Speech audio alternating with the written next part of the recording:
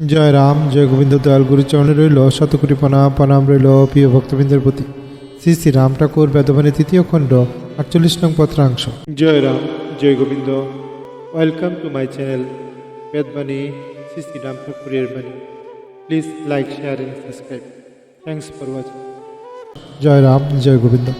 সংসার মায়াচিত্র, ধোঁকাবাজি, সত্য অসত্য বিকাশ, মাত্র প্রতিব্রতাচারিণী ধর্ম হইতে ওই সকল মায়া দূর হইয়া ত্রিসন্ধ্যা লাভ করে মুক্ত সত্তা পূর্ণরূপে জাগিয়া পরমানন্দ সেবার স্নিগ্ধতা উদ্ধর্তন করে।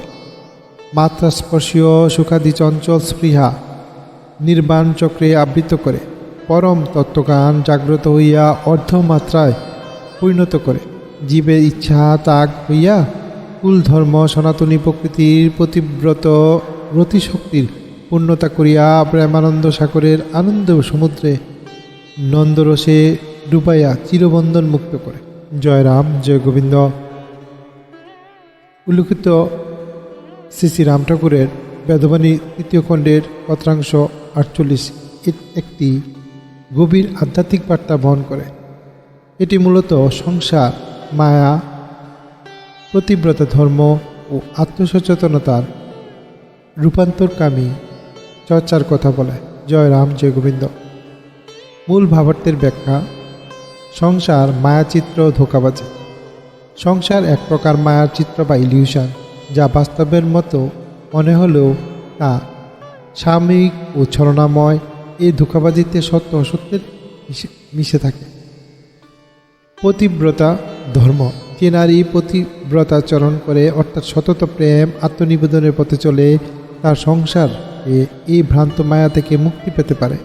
এই ধর্মের প্রভাবে তাহার ত্রিসন্ধ্যা অর্থাৎ স্থায়ী আত্মিক চেতনার সঙ্গে যুক্ত হয়। মুক্ত সত্তা ও পরমানন্দ।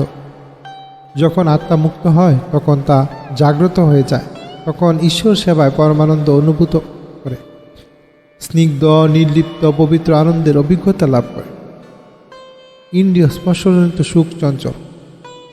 জাগতিক ইন্দ্রিয় সুখ চঞ্চল ও ক্ষণস্থায়ী। এই চাহিদা ত্যাগ করে যে নির্বাণ চক্রে প্রবেশ করে, সেই পরম সত্য উপলব্ধি করে। জয় রাম। প্রেমানন্দ সাগরে ডুবে আত্মত্যাগ ও সাধনার মাধ্যমে যখন পতিব্রতা নারী বা সাধক প্রেমের পূর্ণতায় পৌঁছায়, তখন সে ঈশ্বর প্রেমের সাগরে ডুবে চিরবন্ধন মুক্ত হয়ে যায়। জয় রাম, জয় গোবিন্দ। এই বাণী আমাদের দেখায় কিভাবে সত্যিকারের প্রেম ত্যাগ ও ধর্মের পথে চলে জীবের সত্তা মুক্ত হয়ে যায়। চলুন আমরা সবাই এই পরম তত্ত্বজ্ঞানকে হৃদয়ে ধারণ করি। সত্য সাধনই মুক্তির পথ। জয় রাম, জয় গোবিন্দ। দয়ালগুরুর কৃপায় জগতের সব মঙ্গলময় হোক। দয়ালগুরুর আশীর্বাদ সবার উপর বর্ষিত হোক। জয় রাম, জয় গোবিন্দ। জয় রাম, জয় গোবিন্দ। সবাইকে ভিডিওটি দেখার জন্য অসংখ্য ধন্যবাদ।